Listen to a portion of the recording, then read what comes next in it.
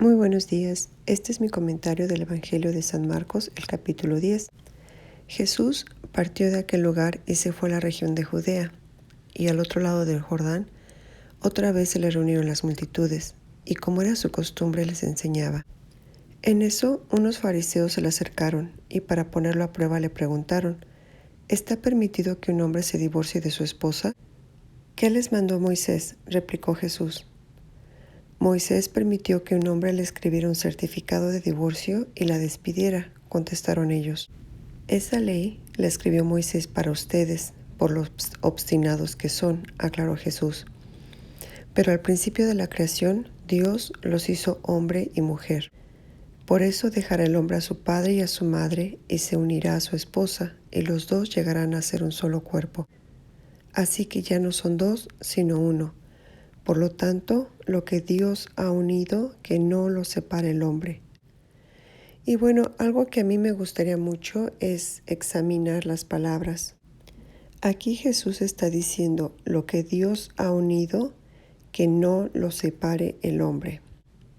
No está diciendo que era imposible. Lo que significa es que no es bueno o lo más deseado.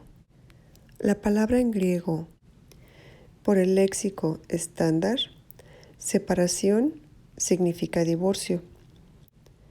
Por lo que aquí está claro que Jesús estaba haciendo una petición.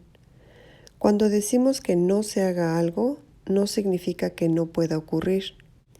Y aquí la pregunta interesante es, ¿a quién se refiere Jesús o a quién le dice esto? ¿Quién es el pecador en un divorcio?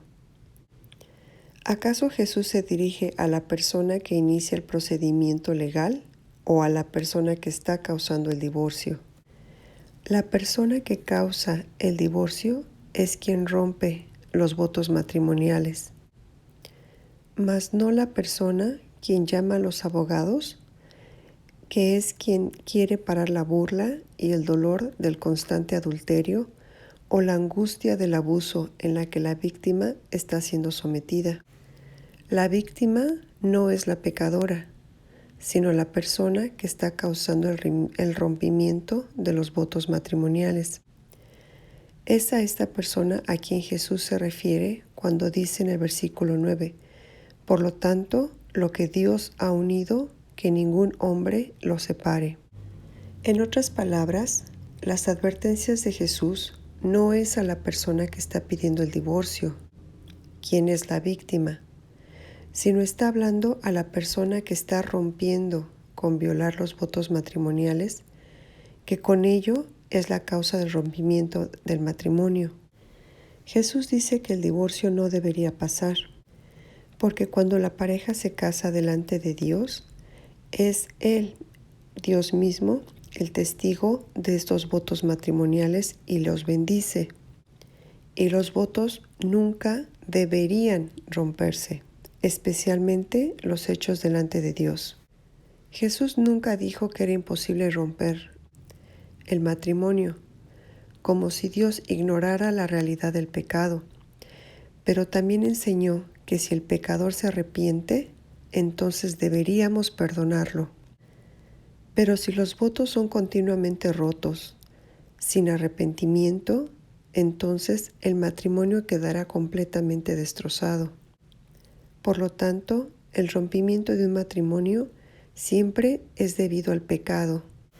El divorcio por sí mismo no es el pecado. El pecado es el rompimiento de los votos matrimoniales lo que causa el divorcio. La Biblia permite a la víctima iniciar el divorcio si ésta decide que es suficiente si su pareja continúa sin arrepentirse. Es por eso que existe el divorcio. La queja de Jesús es que los judíos abandonaron este principio.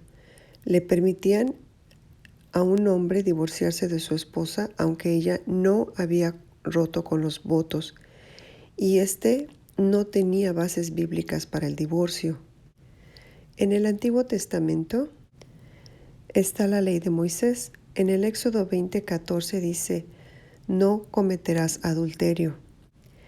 Y en el siguiente capítulo del mismo libro de Éxodo, en el capítulo 21, los versículos 10 al 11, dice: Si toma como esposa a otra mujer, no podrá privar a su primera esposa de sus derechos conyugales, ni de alimentación y vestido. Si no le provee estas tres cosas, la mujer podrá irse sin que pague nada por ello. Esta segunda parte del texto ha quedado olvidada, pero es la que provee precisamente lo que se necesita para rescatar a una víctima de abuso y negligencia para ser liberada del matrimonio. En el versículo 10 de este capítulo dice: Vueltos a casa, los discípulos le preguntaron a Jesús sobre el asunto. El que se divorcia de su esposa y se casa con otra comete adulterio contra la primera, respondió.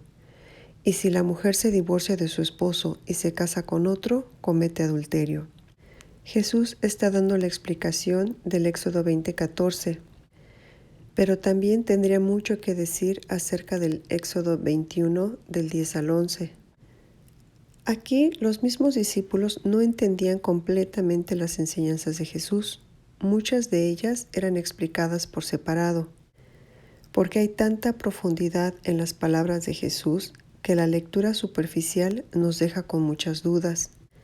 Es por eso la importancia de escudriñar la palabra de Dios, de investigar y de ir más a profundidad para quedar liberadas de la ignorancia y del abuso, porque mucha gente abusa de las Escrituras para cometer violencia contra otras personas, lo cual no es el plan de Dios.